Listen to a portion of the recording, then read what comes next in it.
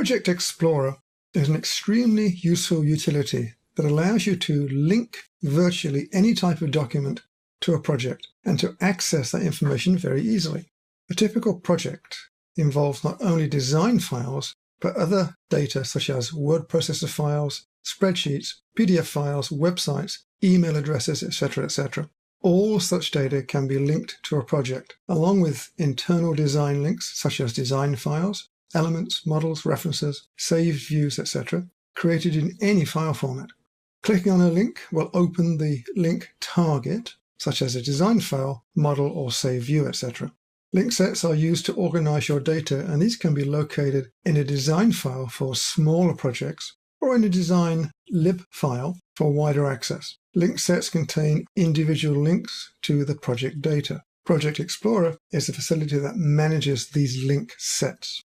We're going to start working with Project Explorer, but before we do, I'd like you to download some information. In your Working Files folder, you'll see a folder called P73. These are the project files for this particular project. I've placed my folder in my Level 2 root folder for easy access. The files in the P73 project are those that you might find for a small construction project, but the files that you download contain no data. They are there simply to establish the procedures for the Project Explorer facility. You can, however, use a project or files of your own for the procedures which follow. Now, ideally, for a larger project where many people will be accessing the links, it's usually best to locate the Project Explorer files in a design lib for access by all project members. If you create a Project Explorer file in a standard design file, you can only access the project links in that file. We're going to create our own link sets in a new design lib file.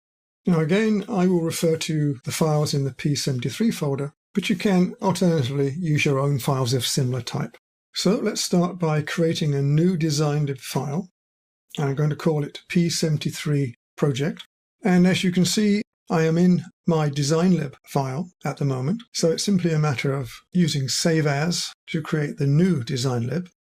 So we'll go to File and Save As. And I'm in my Level 2 basic folder.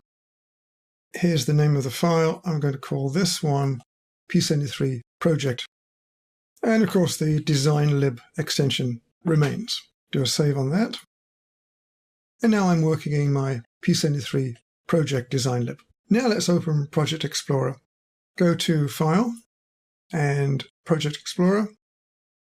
We see a dialog box open and we see certain items here. For the moment, ignore the Links tab because there are no links which relate to our project yet. But if you click on the File tab, you'll see information about our open file, which is the design lib, and it lists various items which would normally be in a design file. You will see certain amounts of information here which have been brought from the original design lib file, but in general you won't see much at all, and quite a few of these will be quite blank. There will, however, be levels and models, since every design file has those items. We're not particularly interested in this, since this is just the contents of this particular file. We need to create link sets. However, you could use this information to open specific items within this design file. So the next step is to create a specific project link set for the P73 project. So click on the Links tab, and this time select the Manage Link Sets icon. The Link Sets dialog box opens, and we can now add our project.